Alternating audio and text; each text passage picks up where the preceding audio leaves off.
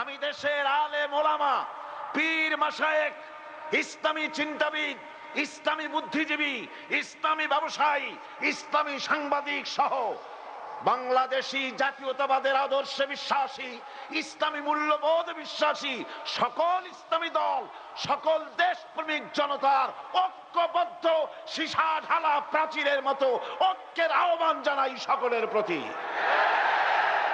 আসুন আসুন আমরা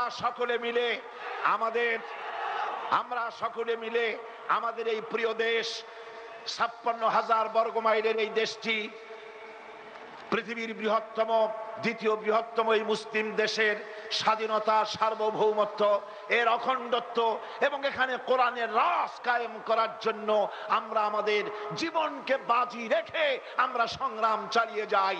আপনারা কি রাজি আছেন?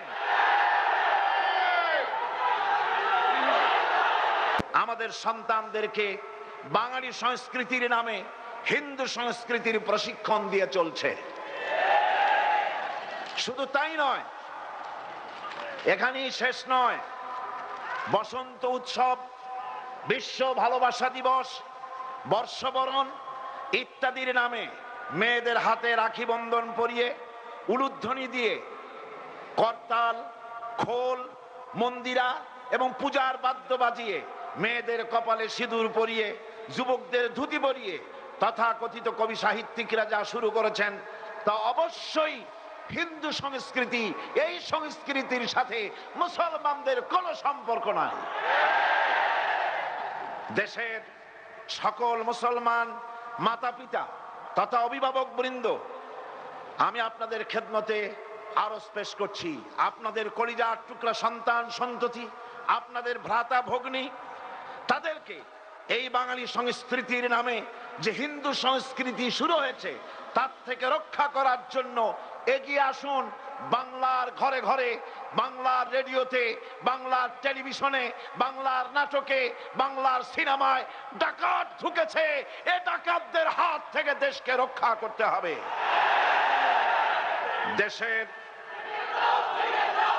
দেশের 12 কোটি তৌহিদি জনতার কষ্টার্জিত অর্থ দিয়ে পরিচালিত রেডিও এবং টেলিভিশন ইসলামী মূল্যবোধের বিরুদ্ধে এক অঘোষিত যুদ্ধ পরিচালনা করছে। অবস্থা দৃষ্টে মনে হয় সরকার যেন ইসলামী মূল্যবোধ এবং আদর্শ এ দুটোকেই রামপন্থী এবং বামপন্থীদের হাতে ইজারা দিয়ে দিয়েছে। পত্র পত্রিকায়